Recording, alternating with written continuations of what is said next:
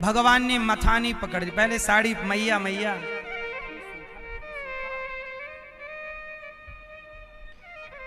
मैया दूध पीना है। मैया ने कहा नहीं, तेरे लिए ताजा मक्खन निकाल रही हूं, मक्खन निकाल रही हूं, तू मक्खन खाना। मैया मुझको मक्खन ना चाहिए, तेरो दूध पीनो है। जरा सोचिए, जो परमात्मा जगत को तृप्त करते हैं, आज वो परमात्मा को कौन तृप्त कर रहा है अपना दूध पिलाकर? मैया यशोदा। राजा परीक्षित जी ने यहां प्रश्न कर लिया कि गुरुदेव ये बताइए कि ये मैया यशोदा ने कौन सा पुण्य किया है कि जगत के पालनहार को दूध पिला रही है? आपको पता है यशोदा मैया ने कौन सा पुण्य किया? यशोदा मैया पूर्व जन्म में, यशोदा मैया पूर्व जन्म में कौन थी?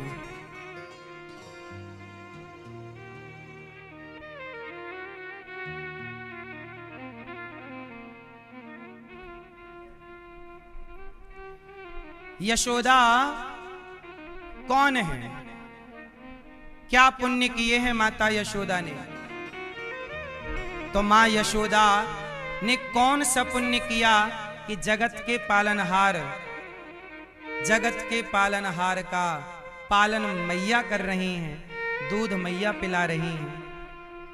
क्या पुण्य हुआ होगा? परीक्षित जी ने सवाल किया। तब सुखदेव भगवान ने कहा, द्रोणो वसुनाम प्रवरो धरया सह भार्यया। सुनो परीक्षित, ये यशोदा पिछले जन्म में धरा नाम की स्त्री थी। मैया यशोदा कौन है पिछले जन्म में? धरा। और ये धरा नाम की स्त्री है, खूब सेवा करती है। क्या पुण्य किया कि कृष्ण की माता बन गई? देखो, बिना पुण्य के आपको कुछ भी प्राप्त नहीं होता। कुछ भी प्राप्त होगा तो पुण्य से ही प्राप्त होगा। इसलिए द्रौपदी कृष्ण की बहन बनी तो पुण्य किया, यशोदा मां बनी पुण्य किया, अर्जुन मित्र बने पुण्य किया, गोपियां भगवान के सानिध्यता को पाई पुण्य किया। बिना पुण्य के परमात्मा का परिकर बनना, उनके आसपास रहना, क्या बिना पुण्य के संभव है? उत्तर दीजिए। इसलिए कहता हूं, थोड़ा सा पुण्य आप भी कीजिए, और ऐसा पुण्य कीजिए कि जिस पुण्य के बल पर अगली लीला में कोई ना कोई भगवान आपको भी अभिनय रोल दें कि आप हमारी गोपी की, माँ की, बहन की लीला में सम्मिलित हों। जरूर कीजिए। इसलिए आप लोग अब यशोदा माँ कौन सा पुण्य करके, क्या पिछले जन्म की लीला है, ये सुनते हैं। उसके पूर्व 2 मिनट हमारे सभी आचार्यों की तरफ से हमारे पूज्य गुरुदेव भगवान प्रोफेसर स्वामी जी श्री गुरुदेव भगवान श्री रमेश कुमार पांडे जी, पूर्व कुलपति श्री लाल बहादुर शास्त्री राष्ट्रीय संस्कृत विश्वविद्यालय नई दिल्ली, वहां आपने पढ़ाया है और आज भी कितने बच्चों को पढ़ा रहे हैं। वर्तमान में राष्ट्रीय अध्यक्ष हैं संस्कृत भारती के। गुरुजी के पढ़ाए बच्चे बड़े बड़े पदों में हैं। लाल बहादुर शास्त्री संस्कृत विश्वविद्यालय नई दिल्ली में गुरुजी वहां प्रोफेसर रहे हैं। वर्षों तक वहां रह के गुरुजी ने सेवा दी है बच्चों को पढ़ाने की, समझाने की, और गुरुजी के द्वारा अब इनके सिग्नेचर से प्रोफेसर बनते हैं लोग। गुरुजी के मार्गदर्शन में कितने लोग पीएचडी करते हैं, कितने लोग प्रोफेसर बनते हैं, कुलपति बनते हैं। जब तक गुरुजी का साइन नहीं होता तो ये इस तरह के गुरुजी परम विद्वान हैं। आज कृपा करके पधारे हैं, दास को दर्शन दिए। ऐसे पूज्य गुरुदेव भगवान को दास का बारंबार नमन। 2 मिनट गुरुजी का आशीर्वाद लेकर के आशीर्वचन सुन के पुनः यशोदा मैया के पूर्व जन्म की कथा हम आपको सुनाएंगे कि क्या पुण्य से कृष्ण के पुत्र बनने का, कृष्ण की मां बनने का मां ने सौभाग्य पाया। पूज्य गुरुदेव। गुरुजी आप बैठे।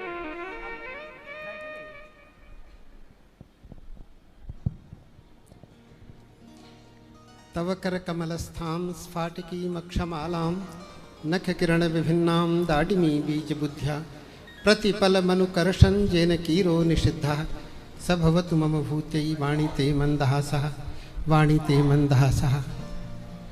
व्यासपीठ पर विराजमान भारतीय सनातन संस्कृति, सनातन धर्म के परमाचार्य, अगर सीधे शब्दों में कहूँ तो इस धर्म ध्वजा के धुरंधर आचार्य। मित्रों, यह हम सब लोगों के सौभाग्य का क्षण होता है जब हम इस तरह से संवेद होकर के इनके सानिध्य में आते हैं। और जो वाग देवता सरस्वती हैं, उनकी 2 धाराएं हैं। एक बड़े आचार्य ने लिखा है, द्वे वर्तमनी गिरो देव्याः शास्त्रंच कविकर्म च। 2 मार्ग हैं सरस्वती के। एक मार्ग होता है जिससे कवि बनता है व्यक्ति, और दूसरा मार्ग है जिससे शास्त्र का समीक्षक बनता है, शास्त्र का आचार्य बनता है, व्याख्यान देने वाला बनता है, प्रवचन करने वाला बनता है। तो जो पहला वाला मार्ग है, उस मार्ग में क्या है कि प्रतिभा का उत्कर्ष होता है।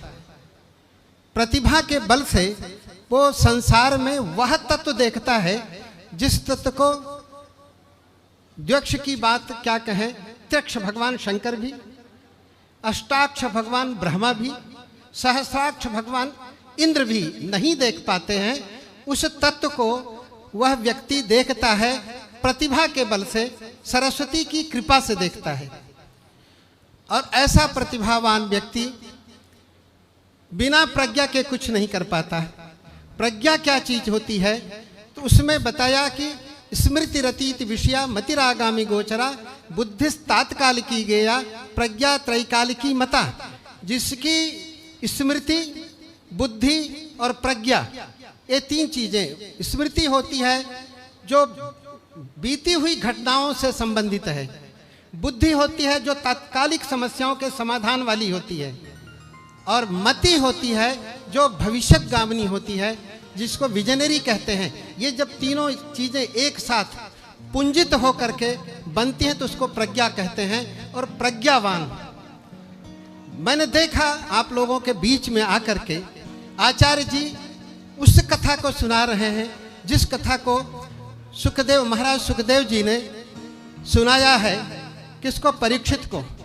जो परीक्षित जितने घबराए हुए हैं, जिनको भय है मृत्यु का कि जल्दी ही मेरी मृत्यु होने वाली है, भगवान ने कहा नहीं, घबराइए नहीं, मार्ग है। 7 दिन की कथा करते हैं। अंतिम दिन उनकी विकलता देख करके सुखदेव भगवान परीक्षित को कहते हैं कि परीक्षित, जब तक आप मेरे पास हैं तब तक आपको तक्षक कुछ नहीं कर सकता। उसकी उपपत्ति में वो क्या कहते हैं? कहते हैं जो तपस्वी होते हैं, जो साधक होते हैं, उनके नेत्रों में अमृत कलश होता है, जो तपस्या के प्रभाव से उत्पन्न होता है, सदाचरण से उत्पन्न होता है। उस अमृत कलश को देख करके जो हिंसक वृत्ति के जीव जंतु हैं, उनकी हिंसा समाप्त हो जाती है। इस तक्षक की क्या हस्ती, क्या मजाल, क्या शक्ति कि वो मेरे सामने आपका कुछ भी कर सके। जब इतना वो कहते हैं तो परीक्षित जी उनके ऊपर विश्वास करके, गुरु क्या वचन है, गुरु की कृपा है, मेरा तक्षक क्या करेगा, वस्तुतः वो मुक्त हो जाते हैं। यह मार्ग कौन बताता है? गुरु बताते हैं। यही हमारी भारतीय संस्कृति है। और कथा के माध्यम से ये सारे वृत्तांत उपस्थित करके भारतीय संस्कृति को आपके सामने परोस रहे हैं। मैंने देखा इतनी देर सुन करके, और यह शक्ति, यह सामर्थ्य, यह विचारधारा, यह जो वाग्धारा है, बिना सरस्वती के कृपा के नहीं आ सकती है। तो मैं तो महाराज जी के लिए क्या शुभकामना करूंगा, यही कहूंगा, चांद्री शोभा भवतु भवताम भास्वरं चास्तु तेजः। आपकी ये जो शोभा है, जो सौंदर्य है, जो माधुर्य है, वो चंद्रमा की तरह सबको आनंदित करे। और आपका जो तेज है भगवान सूर्य की तेज की तरह, भगवान सूर्य के तेज की तरह चारों तरफ फैले, जिससे हमारी भारतीय संस्कृति, सनातन संस्कृति निरंतर बहती रहे और सुरक्षित रहे।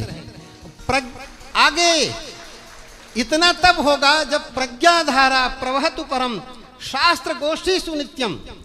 हमारे संस्कृति की मर्यादा रखने वाले कौन है? शास्त्र हैं। शास्त्रों की गोष्ठी में आपकी ये प्रज्ञाधारा निरंतर प्रवाहित होती रहे, यही मेरी शुभकामना है और आपके लिए आशीर्वाद भी है। और यहाँ सारे जितने भी सन्मार्ग के सत्पथिक हैं, जिन्होंने बहुत पुण्य अर्जित किया है पिछले जन्मों का, इस जन्म का, और इस समय इस अवसर पर आए हैं, आप सब लोगों का जीवन धन्य हो, सफल हो, उज्जवल हो, आप सभी की मनोकामनाएं पूर्ण हो, आनंद की प्राप्ति हो। इन्हीं शब्दों के साथ मैं अपनी वाणी को विराम देता हूँ। गुरुजी, और बीच में आपने दर्शन किए ऊपर वृद्ध माँ का? मैं वही कहना था, आपके जो प्रकल्प चल रहे हैं अद्भुत हैं, और जो आपने कहा कि बिना ईश्वर की कृपा से हो नहीं सकते, मैंने सोचा नहीं जा सकता, इसको सुन करके विश्वास नहीं होता है, लेकिन देख करके लगता है। उनके लिए जो सुविधाएं हैं, मैं तो दुनिया में घुमा हूँ बहुत पर्याप्त।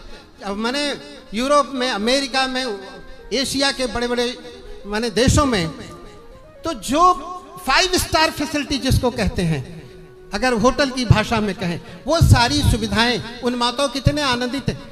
एक माता तो कह रही थी कि करोड़ों में मेरा बेटा महान है, करोड़ों में एक है। तो किसी ने कहा, अरे करोड़ों में नहीं, सब में एक, अकेले हैं, अद्वितीय हैं। ऐसा दूसरा कोई उदाहरण नहीं देख सकते वृंदावन जैसे पवित्र धाम में आपको रहने के लिए। और एक बात अंत में और कह दूं महाराज जी, मैं तो अध्यापक हूं, वो भी कुल क्रमागत का अध्यापक हूं, तो मुझे कुछ याद आ जाता है। चाणक्य ने कहा कि हर व्यक्ति सुख चाहता है, सुख मिलता कैसे इसको नहीं समझ पाता है। तो उन्होंने सूत्र लिखे, 5, 6, 7, 8 सूत्रों का एक गुच्छा है। कहा सुखस्य मूलम धर्मः, धर्मस्य मूलम अर्थः। धर्म किसे कहते हैं? कर्तव्य को। व्यक्ति अपने कर्तव्य को समझ ले, पिता अपने कर्तव्य को समझ ले, वही उसका धर्म है। पुत्र अपने कर्तव्य को समझे, वही पुत्र का धर्म है। दोनों के धर्म अलग अलग हैं, इसलिए प्रत्येक व्यक्ति का धर्म अलग अलग होता है। तो कहा सुखस्य मूलम धर्मः। अध्यापक अगर अध्यापन न करे, शिक्षक पढ़ाए न, तो धर्म का पालन नहीं कर रहा है। छात्र अगर नहीं पढ़ता है तो धर्म का पालन नहीं कर रहा है। उसका छात्र का छात्रत्व ही उसका धर्म है। इसलिए कहा सुख की प्राप्ति करना है तो अपने धर्म का निर्वाह करना है। सुखस्य मूलम धर्मः, धर्मस्य मूलम अर्थः। अर्थस्य, अर्थ माने पैसा, अर्थस्य मूलम राज्यम, जहां से पैसा आता है। और उसके बाद कहा राज्यस्य मूलम इंद्रिय जयः। जो राज्य है, जो आपको पद प्रतिष्ठा देते हैं संस्थाएं, उसका मूल क्या है? इंद्रियों पर कंट्रोल, इंद्रिय निग्रह, जो योग के अंतर्गत आता है। और इंद्रिय निग्रह से मूलम का विनय है। और विनय महाराज जी में कितना भरा है, इतनी विनम्रता। विद्या विनय न शोभते, एक जो कहा गया है उसके साक्षात उदाहरण है। तो कहा कि विनयस्य मूलम वृद्धोपसेवा, वृद्ध की सेवा। क्योंकि वृद्ध व्यक्ति अभिवादनशीलस्य नित्यम वृद्धोपसेविनः चत्वारि तस्य वर्धन्ते आयुर्विद्या यशोबलम। आप ऐसे वृद्ध माताओं की सेवा कर रहे हैं। कहा कि तो विनयस्य मूलम वृद्धोपसेवा, वृद्धोपसेवायाः मूलम विज्ञानम, विज्ञानेन आत्मानं संपादयेत्, संपादितात्मा जितात्मा भवति, यह जितात्मा भवति सह सर्वार्थैः सह संयुज्यते। आपने तपस्या की है, आपने वृद्ध माताओं की सेवा की है, गौओं की सेवा की है, भूखों को भोजन दिया है, हर तरह से आपने सेवा की। केवल एक ही व्रत को अपनाया आपने, सेवा का। सेवा के विस्तार से आपने हर प्रकार के कार्य किया है। महाराज जी, आपकी मनोकामना क्यों न पूर्ण हो, आप जो चाहेंगे वो होगा। और ये सारे जितने भी यहाँ सब लोग बैठे हैं, निश्चित रूप से आपका मैं अभिवादन करता हूँ कि आप यहाँ आते हैं, बैठते हैं, इस तरह से सुनते हैं, अपने को और अपने से संबंधित जनों के जीवन को संस्कारित करते हैं। धन्यवाद, नमस्कार। 1 मिनट गुरुजी।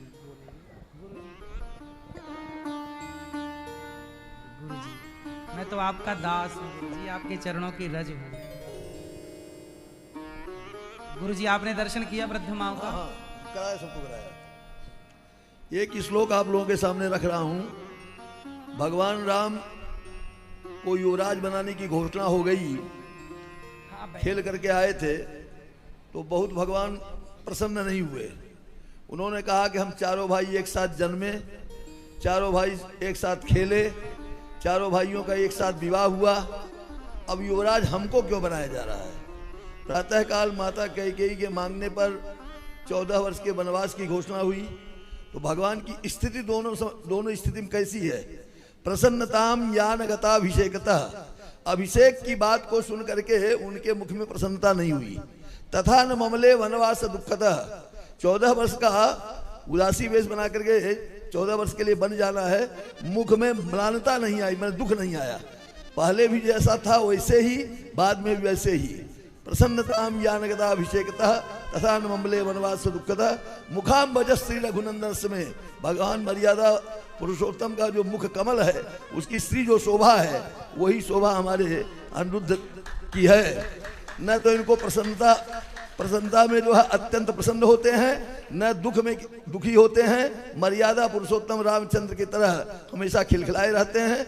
जैसे उनके मुख की शोभा पूरे प्राणी मात्र का कल्याण करती है, वैसे इनके भी मुख की शोभा सबकी कल्याण कर रही है। बहुत सुंदर। हमारे पूज्य गुरुजनों का आशीर्वाद ये दास अनिरुद्ध पर ऐसे गुरु जी आप विराजिए।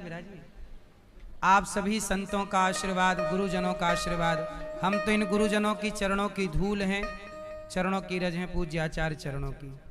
और भगवान श्री कृष्ण की माता बनने का सौभाग्य मिला है माता यशोदा को। अब परीक्षित जी का सवाल है कि यशोदा माँ ने पुण्य कौन सा किया है? तब सुखदेव भगवान ने माता यशोदा के पूर्व जन्म की कथा सुनाई। माता यशोदा पूर्व जन्म में कौन है? तो सुनो, माता यशोदा पूर्व जन्म में द्रोणो वसुनाम प्रवरो धरया सह भार्यया, इनका नाम है धरा। माता यशोदा का पिछले जन्म में क्या नाम है? धरा। और ये धरा जंगल की लकड़ी समेटती हैं, बाजार में बेचती हैं, जो पैसा मिल जाए उससे संतों की सेवा करती हैं। गुरुजी ने अभी क्या बोला कि सुख का मूल धर्म है, धर्म का मूल अर्थ है, अर्थ का मूल राज्य है, राज्य का मूल इंद्रियों का निग्रह है, कंट्रोल, और इन सब के मूल में क्या है? सेवा।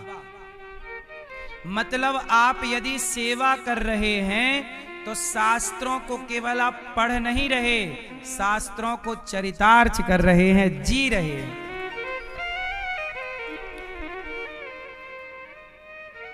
नित्यम वृद्धोपसेविना, नित्य वृद्धों की सेवा करिए। सेवा कथा रसमहो नितराम पिबत्वम, नित्य सेवा। इसलिए आपको बताऊं, वेदों के वचन हैं मातृदेवो भव, पितृदेवो भव। माता की सेवा कीजिए, पिता की सेवा कीजिए, आचार्य देवो भव, आचार्य की सेवा कीजिए, गुरुजनों की, अतिथि देवो भव। 4 चीजें हैं, मातृदेवो भव, पितृदेवो भव, आचार्य देवो भव और अतिथि। 4 हो गए। और गौरी गोपाल में आप सबकी कृपा से, आप सबके आशीर्वाद और भगवत कृपा से, गुरुजनों के आशीर्वाद से यहाँ मातृदेवो भव। तो वेदों में जो लिखा है मातृदेवो भव, हम केवल कहते नहीं, उस मातृदेवो भव को जीवन में उतार कर माँओं की सेवा करते हैं।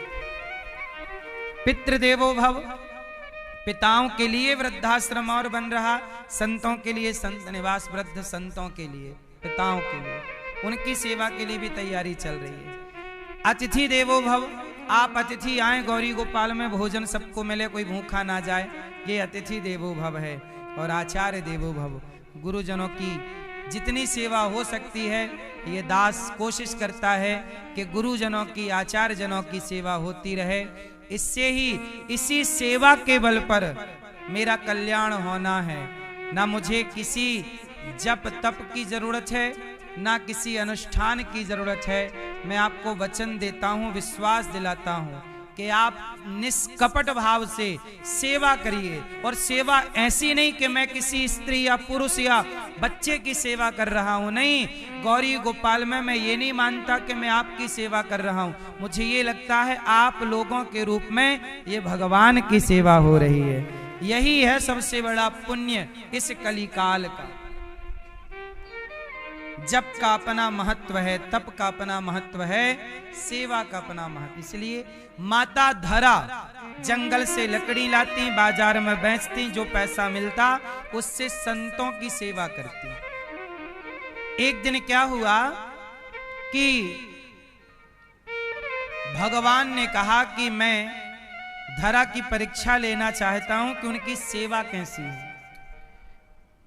जब आपके जीवन में कुछ उतार चढ़ाव आ जाए तो समझ लेना कि भगवान आपकी परीक्षा ले रहे हैं, और आपको उस समय बंध के अर्थात कंट्रोल अपने इंद्रियों पर, अपने विचारों पर, मन पर, विषम परिस्थिति धीरज धर्म मित्र अरुनारी आपत्काल परखिए चारी।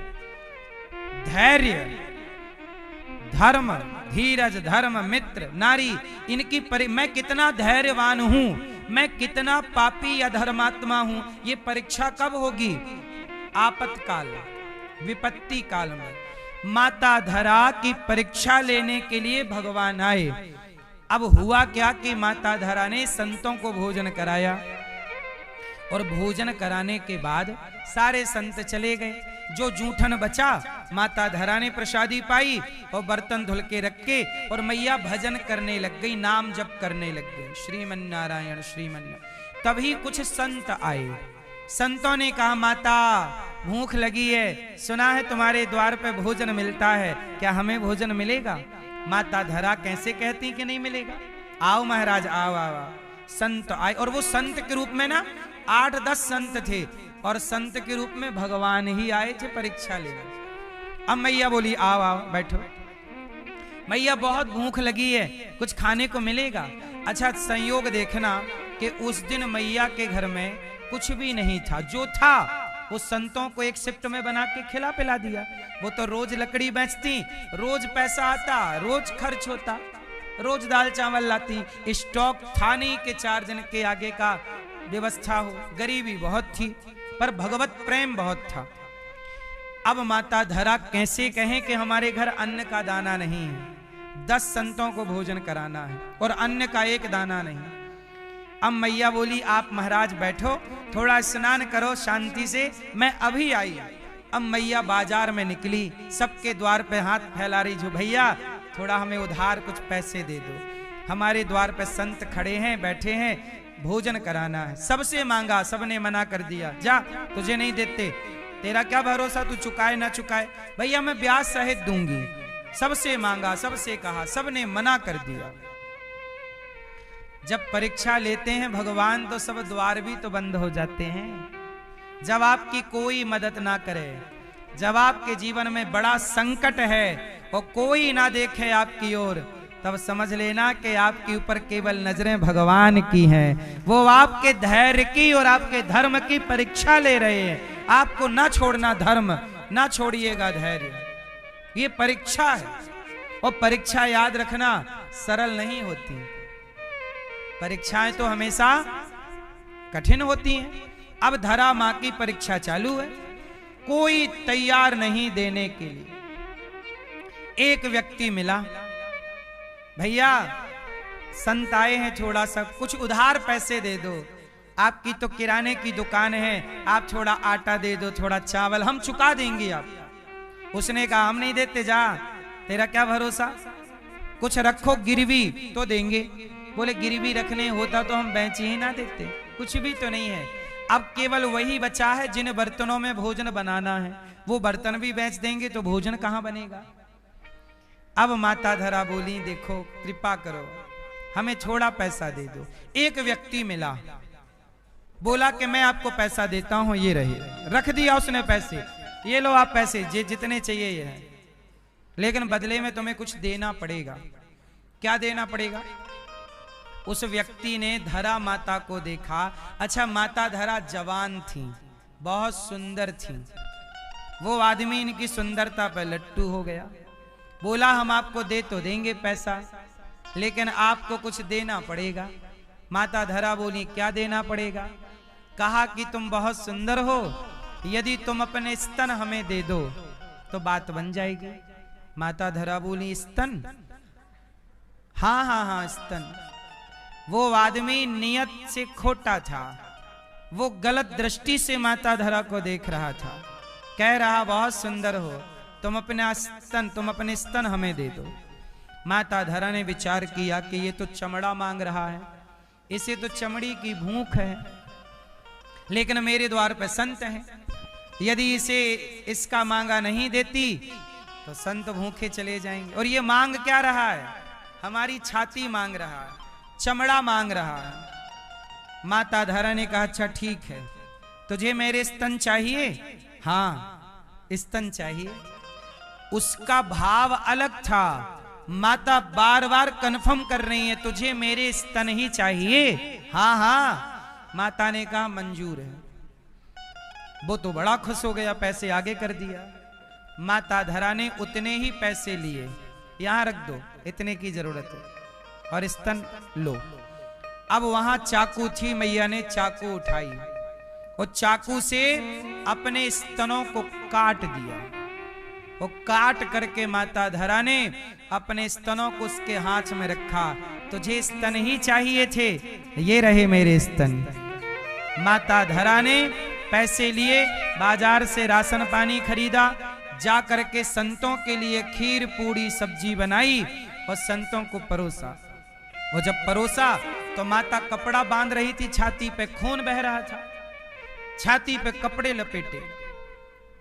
संतों ने कहा माता ये आपके शरीर से रक्त की धारा कैसी? कहा माता ने पहले आप भोजन करो, आप भूखे हो, फिर बताऊंगी कि ये रक्त कैसा। संतों ने कहा नहीं, आप संकट में हैं और हम भोजन करें, पहले बताओ कि ये रक्त कैसा है। तब कहा महाराज जब आप द्वार पर आए तो मेरे पास अन्न का एक दाना नहीं था, आपके लिए मैं किसी से उधार मांगने गई, किसी ने नहीं दिया। एक भले व्यक्ति ने कहा कि तुम अपने स्तन दे दो तो हम दे देंगे। मेरे स्तन, मेरी छाती, चमड़ा का मैं करती क्या? एक दिन तो